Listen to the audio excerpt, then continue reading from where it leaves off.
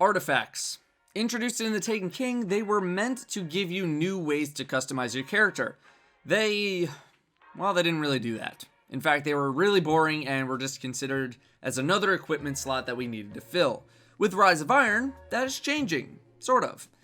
In Rise of Iron, artifacts will continue to exist, but 8 artifacts will exist that are more powerful, giving you special abilities depending on which artifact you're using. They are not class specific. In order to get one of these new artifacts, you'll be doing weekly bounty missions for Tyra Harn, a new NPC at Fellwinter Peak. These missions will likely range from PvE to PvP, but we don't know for certain just yet. Complete the weekly objective to get a token called the Iron Lord's Legacy, which you can then use to cash in for a new artifact, of which 3 will be on sale at a time and will rotate in stock every so often. You'll then take the artifact into the Temple of the Iron Lords to infuse it with the power of the selected Iron Lord. Each artifact is named after an Iron Lord, and its power is based on what the Iron Lord was like during their time. So, what are the artifacts? Memory of Radagast. You gain the ability to reflect energy-based projectiles with your sword. Memory of Perun. Enemy guardians with full supers are highlighted yellow, and all enemies with low health are highlighted red. Memory of Yolder, or Jolder, whatever it is, completely removes the sprint cooldown penalty. Memory of Silumar. Your resistance to damage over time effects is greatly increased. Whether or not this is PvP only is unknown, since the article makes mention of Thorn's return in Rise of Iron. Memory of Fellwinter. Lose your super, but gain 1 extra grenade and melee charge, and a small boost to all of your stats. Orbs grant melee and grenade energy. It's unknown at this time if this will stack with things that already give you 2 ability charges to give you a 3rd charge. I'm gonna go out on a limb here and say, probably not. Memory of Gellion. Grants a detailed radar, and the radar persists when aiming down sights with primary weapons. This sounds like Keen Scout and Third Eye had a baby, and it's this artifact. Memory of Scory.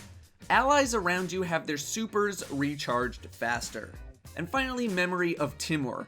Melee attacks on low power minions of the darkness, so that's probably anything with a red health bar, have a chance of mind controlling the enemy to fight for you for 30 seconds, which sounds hilarious. So, yeah, that sounds much more like the game-changing abilities that we were looking for when artifacts were launched in The Taken King. This will be very interesting to see happen in Rise of Iron. A lot of these artifacts have huge PvP implications. The more boring sounding ones, stuff like dot resistance, no sprint delay, sound like they'll end up being the most effective. The Memory of Fellwinter, where you lose your super but gain more grenades and melee, sounds like a Defender Titan's PvP dream, since their super isn't really anything amazingly effective. I think Memory of Fellwinter might be a little popular with subclasses that have a one-and-done super. Striker, Defender, Voidwalker, and maybe Night Stalker. The issue with Memory of Fellwinter is that so many subclasses already have access to multiple of an ability that I'm not sure if it's appealing enough to warrant using for most subclasses.